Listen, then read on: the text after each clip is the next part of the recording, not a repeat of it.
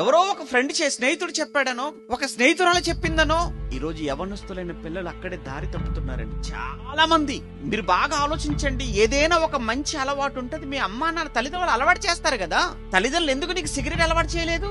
అది మంచిది కాదు కాబట్టి అలవాటు చేయలేదురా నీకు. అది నీకు ఎందుకు ఆ పనికి మాలినవన్నీ కూడా తినేసి నోరంతా పాడు చేసుకొని, పళ్ళన్నీ పాడు చేసుకొని క్యాన్సర్ తెచ్చుకుంటూ ఉంటారు చూసారా. కొన్ని తినకూడనవన్నీ కూడా తినేస్తూ. అవి మంచివైతే మీ అమ్మా నాన్న కొని పెట్టేవాళ్ళు కదా నీకు.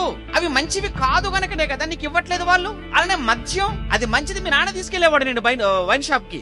మీ నాన్న తీసుకెళ్తాడు, చేపట్టుకుని తీసుకెళ్లేవాడు. అది మంచిది కాదు. అది నీ ఆరోగ్యానికి మంచిది కాదు, నీ వ్యక్తిత్వానికి మంచిది కాదు, నీ జీవితానికి మంచిది కాదు. అందుకే కదా నీ తండ్రి నేను తీసుకెళ్లలేదు అక్కడికి. అందుకే కదా ఏ రోజు కూడా నీకు డబ్బులు ఇవ్వలేదు దానికోసం. కానీ చెడు అనేది మీరు చూడండి, ఈ చెడ్డవన్నీ కూడా అమ్మా నాన్న నేర్పిస్తే నేర్చుకున్నవి కాదు, అవన్నీ బయట వాళ్ళ ద్వారా నేర్చుకున్నవి అవన్నీ కూడా. అంటే ఎందుకు చెప్తున్నాను అనంటే, నీ ఇంట్లో వాళ్ళే నీ కోసం ఆలోచించేవాళ్ళు, నీ క్షేమం కోరుకునేవారు, నీ మేలు కోరుకునేవారు. మిగిలిన వాళ్ళంతా కూడా నువ్వు మునిగితే అయ్యో అని ఒక మాట వదిలేసి వెళ్ళిపోయేవాళ్ళు తప్ప వాళ్ళకెక్కడ ఉంటుంది బాధ, వాళ్ళకెక్కడ ఉంటుంది వాదన.